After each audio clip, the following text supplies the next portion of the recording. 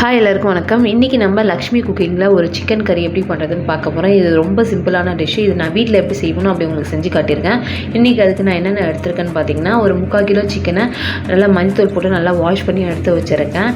தாளிக்கிறதுக்கு பட்டை 2, கிராம்பு 2, கொஞ்சோண்டு 1/2 ஸ்பூன் சோம்பு எடுத்திருக்கேன். ஒரு 2 ஸ்பூன் தயிர் எடுத்திருக்கேன். சிக்கனில் கலந்து வச்சோம்னா சிக்கன் நல்லா ஜூஸியாக இருக்குன்றதுக்காக நான் எடுத்திருக்கேன்.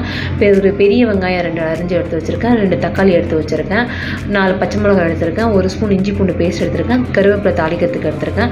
இதுதான் தேவையான பொருட்கள். இப்போ எப்படி செய்யலான்றதை பார்க்கலாம் வாங்க. இப்போ இந்த மாதிரி ஒரு கடாயை வச்சு இதில் ஒரு 6 ஸ்பூன் அளவுக்கு எண்ணெய் ஊற்றிருக்கேன். இந்த எண்ணெய் காஞ்ச உடனே எடுத்துருக்க பட்டை, சோம்பு, கிராம்பு எல்லாத்தையும் போட்டுக்கிறேன். அது பொரிஞ்ச உடனே நான் எடுத்து வச்சுருக்க பச்சை மிளகா போட்டுக்கிறேன். பச்சை மிளகா கொஞ்சம் பொரிஞ்ச உடனே நான் வெட்டி வச்சுருக்க வெங்காயத்தை உள்ளே சேர்த்து அது நல்லா வதக்கிக்கிறேன். இப்போ நல்லா வெங்காயம் வதங்கிட்டே இருக்கும்போது கொஞ்சோண்டு கருவேப்பிலையும் சேர்த்துக்கிறேன். கருவேப்பிலையும் நல்லா வதங்கணும். இப்போ எல்லாம் நல்லா வதங்கின உடனே எடுத்து வச்சுருக்க இஞ்சி பூண்டு பேஸ்ட்டை சேர்த்துக்கிறேன். இஞ்சி பூண்டு பேஸ்ட்டும் நல்லா வதங்கி அதோட பச்சை வாசனை போகிற அளவுக்கு நல்லா வதக்கிக்கலாம். நல்லா பாருங்கள், இஞ்சி பூண்டோட பச்சை வாசனைலாம் போயிடுச்சு. இப்போ நான் வெட்டி வச்சுருக்க தக்காளியை உள்ளே சேர்த்து நல்லா வதக்கிக்கிறேன். தக்காளி நல்லா இஞ்சி பூண்டோட நல்லா வதங்கணும். வதங்கினதுக்கப்புறம் நான் காட்டுறேன். இப்போ பாருங்கள், இஞ்சி பூண்டு வெங்காயம் தக்காளி எல்லாம் நல்லா வதங்கி நல்லா ஒரு கிரேவி பதத்துக்கு வந்திருக்கு. இப்போ நான் இதுக்கு தேவையான மசாலா எடுத்திருக்கேன். இப்போ நான் காட்டுற ஸ்பூனால் 2 ஸ்பூன் அளவுக்கு பெரிய ஸ்பூன் எடுத்திருக்கேன். அந்த 2 பெரிய ஸ்பூனால் 2 ஸ்பூன் அளவுக்கு வீட்டு குழம்பு மிளகாத்தூள் எடுத்திருக்கேன். அதே ஸ்பூனால் 1/2 ஸ்பூன் பட்டை மிளகாத்தூள் எடுத்திருக்கேன். 1/2 ஸ்பூன் கரம் மசாலா எடுத்திருக்கேன். 1/4 ஸ்பூன் மஞ்சத்தூள் எடுத்திருக்கேன். இது எல்லா மசாலாவையும் நான் எண்ணெயிலே போட்டு நல்லா வதக்கிக்கிறேன். இதோட பச்சை வாசனை போகிற அளவுக்கு கொஞ்சம் நேரம் நல்லா வதக்கிக்கிறேன்.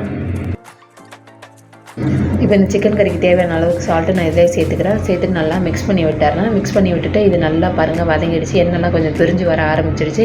இப்போ நான் கழுவி வச்சுருக்க சிக்கனில் நான் எடுத்து வச்சுருந்த 2 ஸ்பூன் தயிரை போட்டு நல்லா மிக்ஸ் பண்ணி எடுத்து வச்சுருக்கேன். ஒரு 10 நிமிஷம் மிக்ஸ் பண்ணி வச்சாலே போதும். இப்போ அந்த சிக்கனையும் நான் இந்த மசாலா கூட சேர்த்து நல்லா மிக்ஸ் பண்ணி விட்டுக்கிறேன்.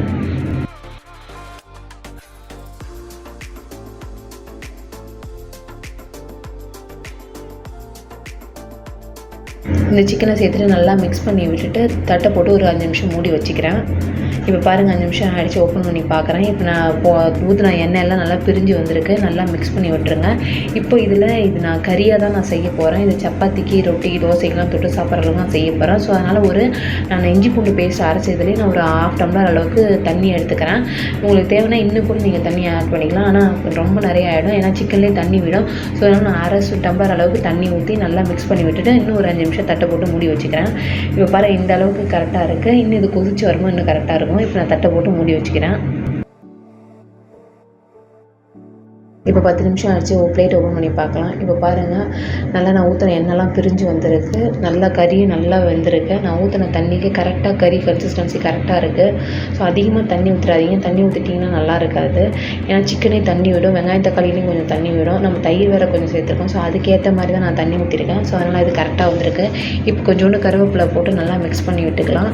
மிக்ஸ் பண்ணி விட்டுட்டு இந்த கறி ரொட்டி, சாதம், தோசை எல்லாத்துக்கூடையுமே நல்லா சூப்பராக இருக்கும். இது ரொம்ப சிம்பிளான டிஷ்ஷு தான். வீட்டில் எல்லோரும் எப்படி செய்வாங்க, ஸோ அந்த மாதிரி நான் செஞ்சு காட்டியிருக்கேன். உங்களுக்கு இது பிடிச்சிருந்ததுன்னா இதை நீங்களும் வீட்டில் ட்ரை பண்ணி பார்த்துட்டு எப்படி இருக்குன்னு எனக்கு கமெண்ட்டை சொல்லுங்கள். இந்த வீடியோ உங்களுக்கு பிடிச்சிருந்ததுன்னா லைக் பண்ணுங்கள், ஷேர் பண்ணுங்கள், மறக்காமல் சப்ஸ்கிரைப் பண்ணுங்கள். தேங்க்யூ ஃபார் வாட்சிங்.